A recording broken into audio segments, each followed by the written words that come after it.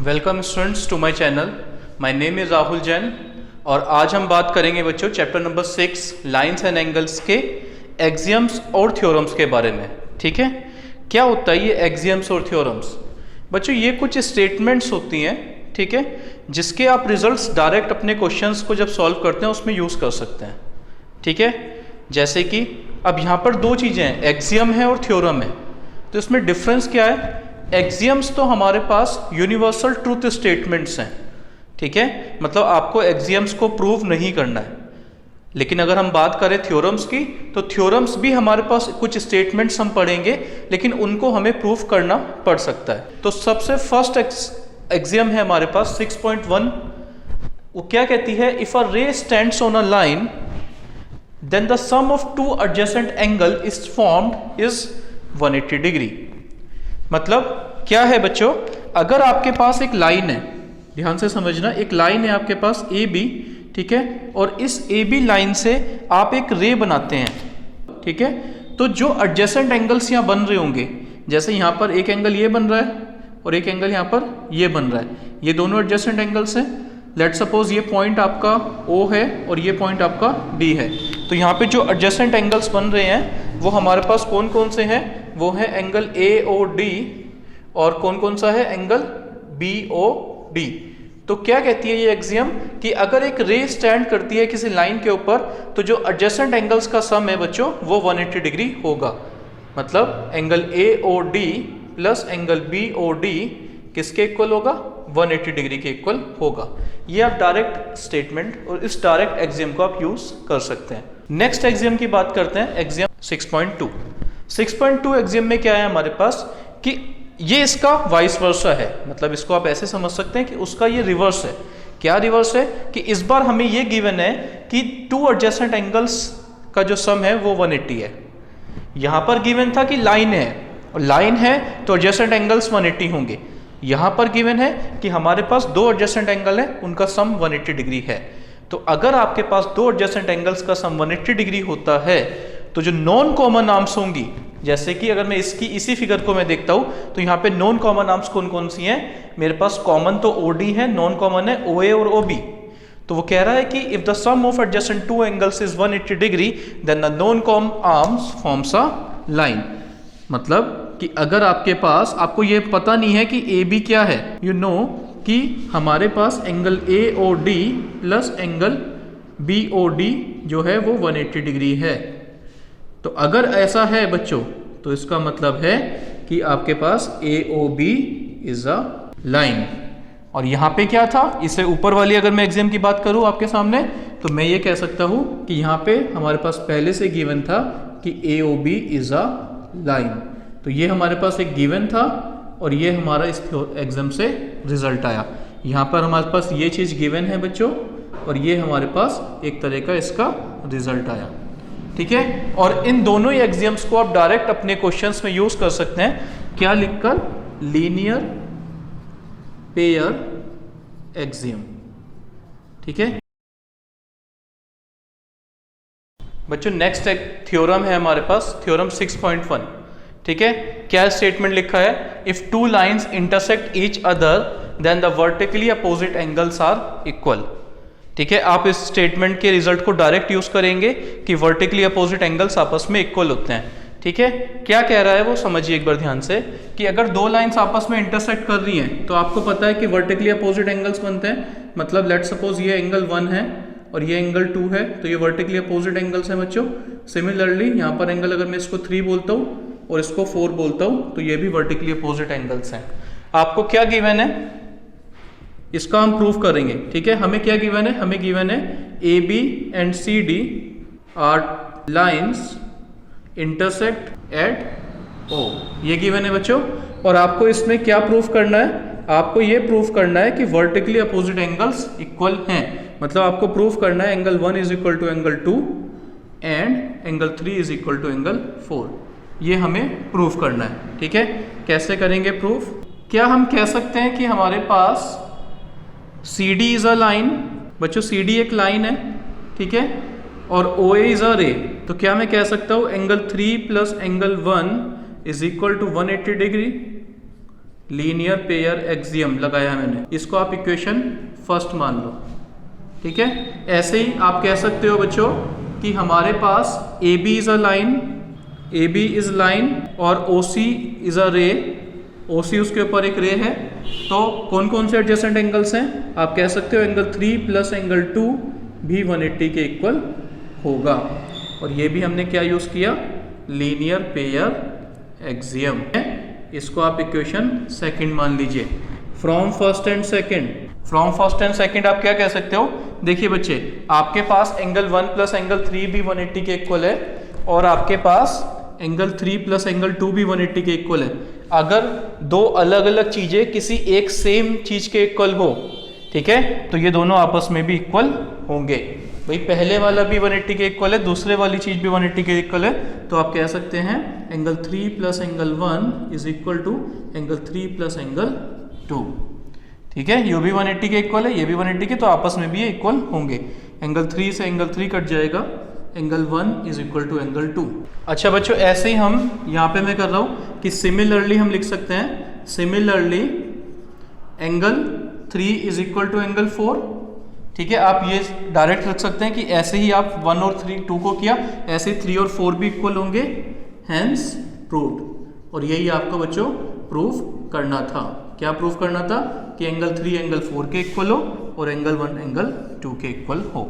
इस रिजल्ट को आप डायरेक्ट यूज कर सकते हैं कि if two line intersect each other then the vertically opposite angles are equal. बच्चों नेक्स्ट एक्सियम देखते हैं हमारे पास। मैंने आपको लास्ट वीडियो में बताया था कि अगर हमारे पास एक लाइन दो लाइंस को कट करती है, इंटरसेक्ट करती है, तो ऐसी लाइन को हम ट्रांसवर्सल बोलते हैं। और वो दो लाइंस को इंटरसेक्ट करती है हमारे पास 2 डिफरेंट पॉइंट्स पे। ठीक है, जैसे यहाँ पे पी क्यू है जो बच्चों, वो पी क्यू जो है वो ए बी और सी डी को इंटरसेक्ट कर रही है at point let suppose O and Q.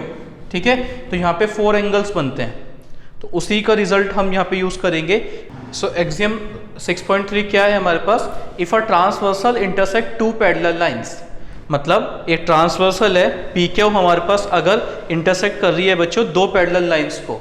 ठीक है, क्या गिवन है हमारे पास? गिवन है कि A B parallel to C D, ये 2 लाइंस पैरेलल हैं, ये गिवन है हमारे पास। और एक क्या गिवन है कि पी क्यू इज ट्रांसवर्सल। तो वो क्या कह रहा है? Then each pair of corresponding angles is equal, मतलब जो कॉरस्पॉन्डिंग एंगल्स होंगे वो आपस में क्या होंगे? इक्वल होंगे। तो ये चीज तो हमें गिवन है। और क्या रिजल्ट है हमारे पास? रिजल्ट है बच्चों कि एंगल 1 जो है कॉरस्पॉन्डिंग एंगल 1 एंगल 5 के इक्वल होगा। ठीक है, एंगल 2 आपका एंगल 6 के इक्वल होगा, एंगल 3 आपका बच्चों एंगल 8 के इक्वल होगा और एंगल 4 यहाँ पे आपका एंगल 7 के इक्वल होगा। मतलब जो कॉरस्पॉन्डिंग एंगल्स हैं वो आपस में इक्वल होंगे। और इस एक्सियम का रिजल्ट आप डायरेक्ट यूज कर सकते हैं by writing corresponding angle axiom. क्या बोलते हैं आप इसको? Corresponding angle axiom. और अगर हम बात करें बच्चों 6.4 की, तो ये इसका अपोजिट है। इसमें क्या है हमारे पास गिवन? इसमें गिवन है कि if a transversal intersect 2 lines such that the pair of corresponding angles is equal, मतलब वो कह रहे हैं कि pair of corresponding angles equal हैं। क्या चीज गिवन है आपको? गिवन है एंगल 1 एंगल 5, एंगल 2 एंगल 6 के इक्वल है। ठीक है, एंगल 3 एंगल 8 के इक्वल है और एंगल 4 एंगल 7 के इक्वल है। ठीक है, मतलब ये कैसे एंगल्स हैं? ये कॉरस्पॉन्डिंग एंगल्स हैं। तो आपको बच्चों ये गिवन है कि ये चीजें आपस में इक्वल हैं। तो क्वेश्चन में जरूरी नहीं कि सारे पेयर आपको इक्वल आए, कोई एक पेयर भी आएगा तो आप कह सकते हैं कि ये कॉरस्पॉन्डिंग एंगल्स है और ये इक्वल है। तो बच्चों अगर कॉरस्पॉन्डिंग एंगल्स इक्वल होते हैं तो हमारे पास जो लाइंस होती हैं वो आपस में पैरेलल होती हैं। और क्वेश्चन में आप डायरेक्ट लिख सकते हैं इसको जब यूज करेंगे, converse of corresponding angles axiom, इसको आप converse of corresponding angles axiom भी बोलते हैं। बच्चों नेक्स्ट थ्योरम हमें क्या दी हुई है? Theorem 6.2, if a transversal intersect 2 parallel lines then the each pair of alternate interior angles is equal. ठीक है, मैं समझा देता हूँ आपको क्या है, लेकिन इसको हम प्रूव भी करेंगे। हम क्या कह रहे हैं कि पी क्यू अगर एक ट्रांसवर्सल है और वो दो पैरेलल लाइंस को कट कर रही है, तो जो ऑल्टरनेट इंटीरियर एंगल्स होते हैं वो आपस में इक्वल होंगे। यहाँ पर अगर हम बात करें, एंगल 1 एंगल 3 के इक्वल होगा, एंगल 2 एंगल 4 के इक्वल होगा। यही हमारे पास ऑल्टरनेट इंटीरियर एंगल्स हैं। तो बच्चों इस थ्योरम को हम प्रूफ देखते हैं कैसे करेंगे। ठीक है, देखिए क्या गिवन है मेरे पास, मुझे गिवन है कि A B parallel to C D, दो लाइंस आपस में गिवन है, और क्या गिवन है कि P Q is a transversal. ठीक है, क्या प्रूफ करना है बच्चों, थ्योरम के रिजल्ट्स को आप प्रूफ भी कर सकते हैं। आपको प्रूफ करना है एंगल 1 एंगल 3 के इक्वल है एंड एंगल 2 आपका एंगल 4 के इक्वल है। ये आपको बच्चों प्रूफ करना है। ठीक है, कैसे करेंगे प्रूफ देखिए।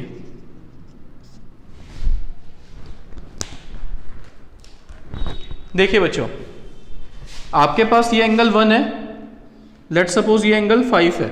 ठीक है, एक मैंने एंगल यहाँ पे 5 बना दिया।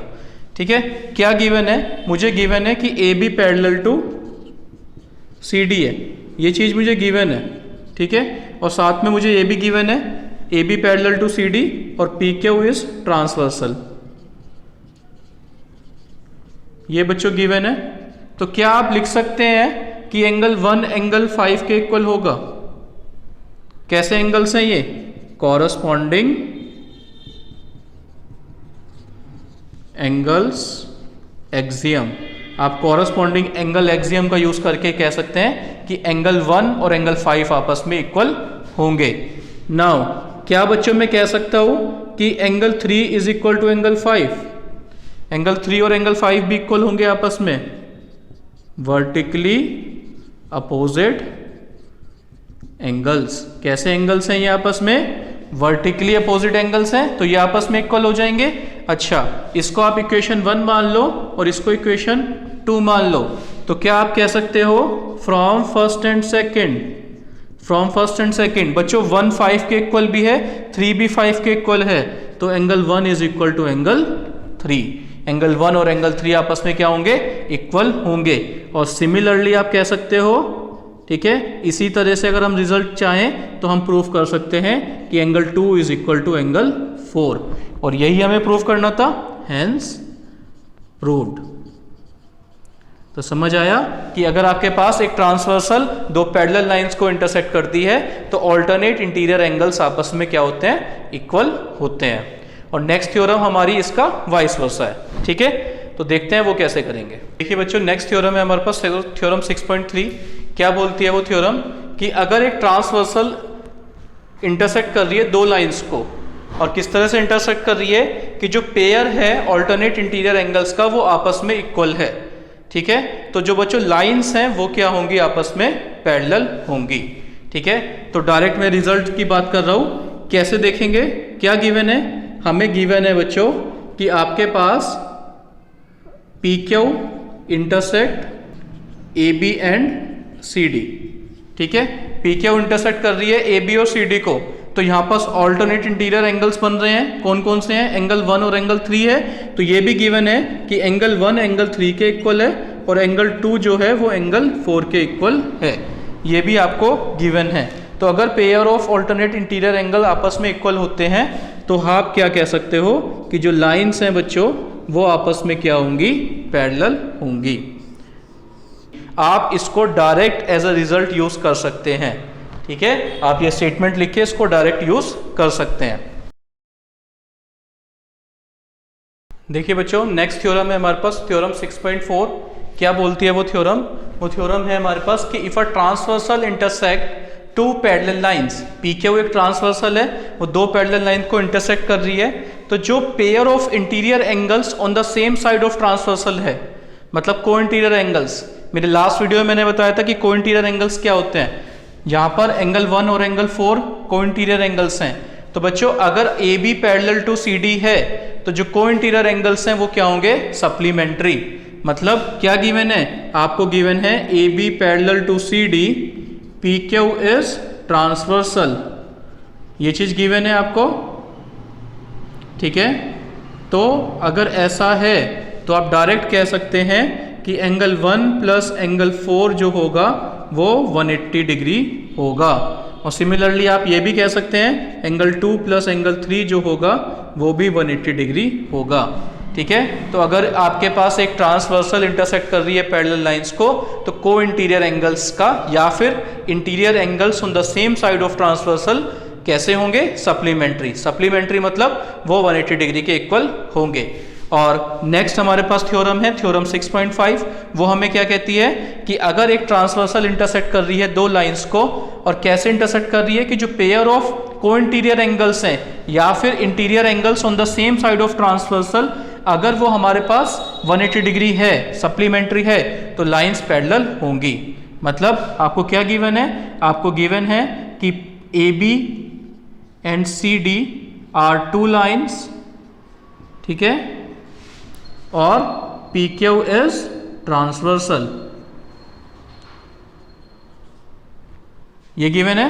और आपको साथ में गिवन है बच्चों एंगल 1 प्लस एंगल 4 जो है वो 180 डिग्री है, और या तो ये गिवन हो सकता है और ये भी साथ में गिवन हो सकता है कि एंगल 2 प्लस एंगल 3 आपका 180 डिग्री है। तो ये कैसे एंगल्स हैं? ये को इंटीरियर एंगल्स हैं। अगर बच्चों इनका सम आपके पास 180 डिग्री गिवन है, ठीक है, तो आप डायरेक्ट यूज कर सकते हैं कि भैया AB जो है वो पैरेलल होगा CD के। ठीक है, तो ये रिजल्ट हम डायरेक्ट यूज कर सकते हैं। क्लियर हुआ? तो इसमें से जरूरी नहीं दोनों हो, कोई एक भी अगर पेयर आपके पास इक्वल है तो आप कह सकते हैं कि AB पैरेलल टू CD होगा। बच्चों नेक्स्ट थ्योरम है हमारे पास थ्योरम 6.6। क्या है ये थ्योरम? कि lines which are parallel to the same line are parallel to each other. ठीक है, ये क्वेश्चन, ये थ्योरम भी आप काफी यूज करते हैं अपने क्वेश्चंस में। लेट सपोज मेरे पास एक लाइन है AB, ठीक है, और एक लाइन है मेरे पास CD, और एक और लाइन है मेरे पास PQ। तो थ्योरम को समझिए, वो क्या कह रहे हैं? Lines which are parallel to same line, मतलब अगर आपको गिवन है कि AB पैरेलल टू CD है और PQ पैरेलल टू CD है। देखिए लाइंस AB और PQ की एक सेम लाइन के पैरेलल हैं, ये चीज आपको बच्चों गिवन है। तो इसका मतलब same line are parallel to each other, मतलब वो आपस में भी पैरेलल होगा। AB पैरेलल टू PQ भी होगा। कि अगर दो लाइंस एक सेम लाइन के पैरेलल है, ठीक है, पैरेलल को हम इस तरह से शो करते हैं बच्चों, जैसे AB अगर पैरेलल टू CD है और CD अगर पैरेलल टू PQ है, तो AB और PQ भी आपस में पैरेलल होंगे।